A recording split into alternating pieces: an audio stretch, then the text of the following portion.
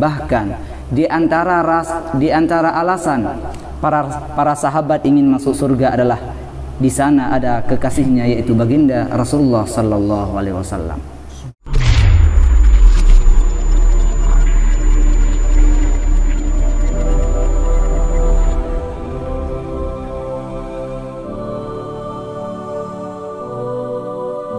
Bismillah walhamdulillah, amma ba'du. Allahumma rabbi syrah li sadri wa yassir li amri wa halul 'uqdatam min lisani yafqahu qawli. Hadirin yang dirahmati oleh Allah, perkumpulan pada malam yang berbahagia ini kita memuji Rasulullah sallallahu alaihi wasallam. Akan tetapi yakinkanlah, sebelum kita memuji Nabi, Allah subhanahu wa ta'ala terlebih dulu memuji Rasulullah sallallahu alaihi wasallam, memuji tentang akhlaknya,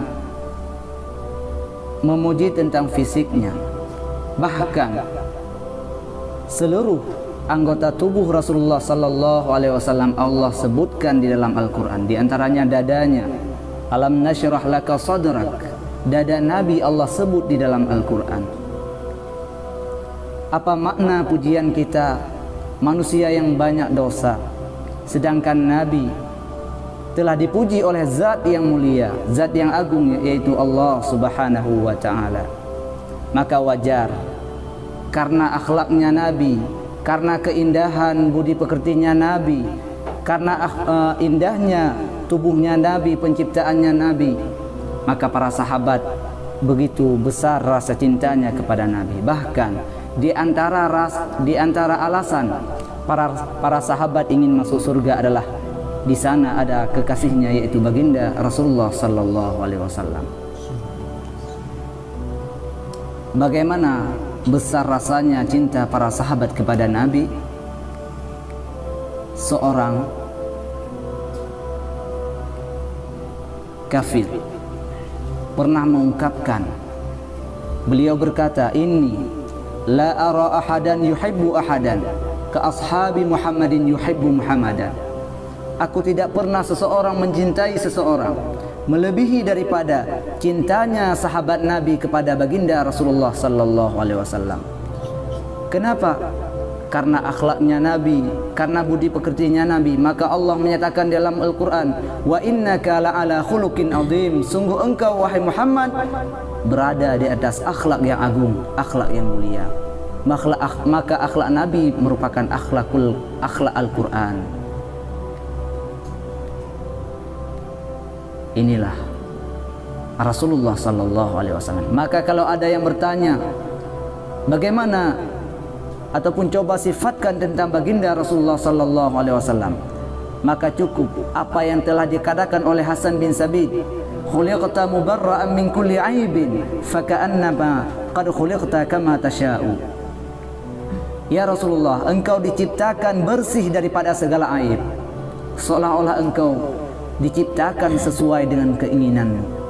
Seolah-olah Nabi meminta, ya Allah, berikan hidungku dalam bentuk ini, kemudian mulutnya, dadanya, tubuhnya, begitu sempurnanya khuluk penciptaan baginda Rasulullah sallallahu alaihi wasallam. Akhlak sempurna, tubuhnya juga sempurna. Maka wajar para sahabat begitu besar rasa cintanya kepada baginda Rasulullah sallallahu alaihi wasallam. Maka kita menjadi bagian daripada umat Muhammad merupakan nikmat yang besar yang kadang-kadang kita lupa untuk mensyukurinya. Nabiullah Adam, Nabi Musa, mereka pernah meminta kepada Allah ingin menjadi bagian daripada umat Nabi Muhammad sallallahu alaihi wasallam. Kenapa? Karena umat Muhammad merupakan umat yang paling agung, umat yang paling mulia, umat walaupun mereka datang pada akhir, akan tetapi kelak di yaumil qiyamah, manusia ataupun makhluk umat yang pertama dihisab adalah mereka, umat Nabi Muhammad sallallahu alaihi wasallam. Umat Nabi Muhammad, mereka umat yang lahir yang datang pada akhir hari-hari hampir kiamat. Akan tetapi kelak yang pertama yang dihisab oleh Allah adalah mereka umat Nabi Muhammad sallallahu alaihi wasallam. Apa untungnya cepat dihisab oleh Allah? Hadirin ketahuilah, berada di padang mahsyar, berada di mahsyar merupakan satu azab, sehingga banyak di antara manusia, sehingga manusia di saat mereka berada di padang mahsyar mereka berdoa, ya Rabb arihni walau ilan nar, ya Allah bebaskan kami walaupun kami menjadi ahli neraka.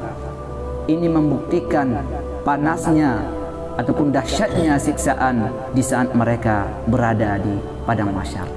Maka dengan kita menjadi umat Nabi Muhammad, Allah menganugerahkan kita nikmat yang besar, yaitu menjadi umat yang pertama dihisab oleh Allah Subhanahu wa taala. Kemudian di saat hari kiamat, di saat manusia meminta untuk keselamatan kepada dirinya,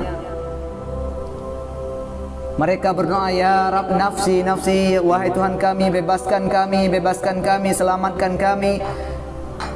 Jangankan manusia biasa, para nabi, para rasul selain Rasulullah Nabiuna Muhammad sallallahu alaihi wasallam, mereka berdoa meminta kepada Allah keselamatan untuk pribadinya.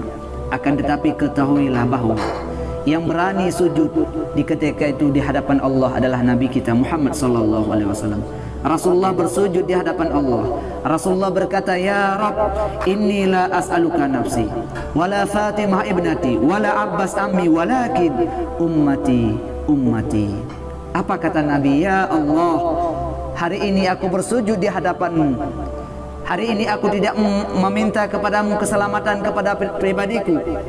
Wala Fatimah ibnati, juga tidak kepada Fatimah anakku.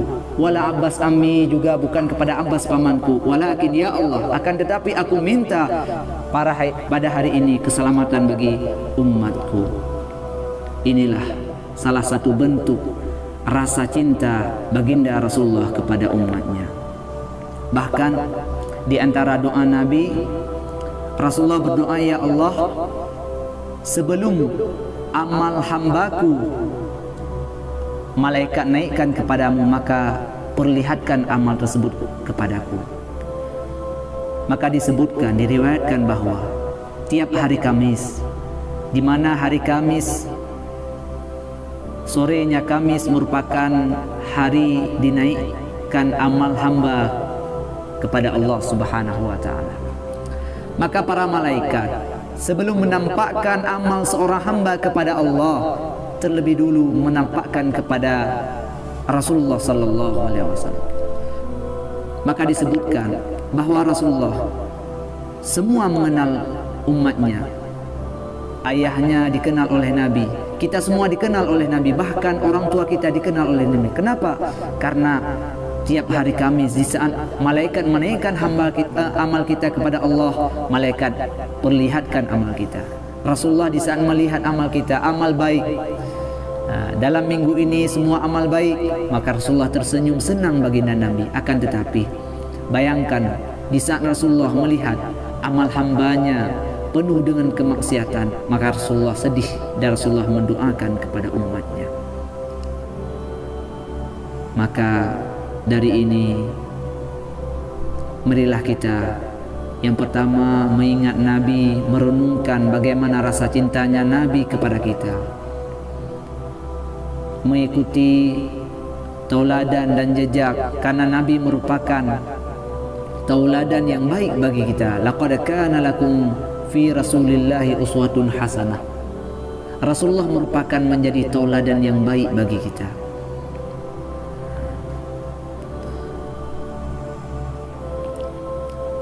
Kemudian di antara rasa syukur kita telah menjadi bagian daripada umat Muhammad adalah dengan banyak membaca salawat kepada baginda. Karena salawat ini bukan manfaatnya kepada Nabi, akan tetapi kepada mereka yang berselawat kepada baginda Rasulullah sallallahu alaihi wasallam, ia akan menjadi syafaat dan akan menjadi orang yang paling dekat kelak di yaumil qiyamah dengan baginda Rasulullah sallallahu alaihi wasallam.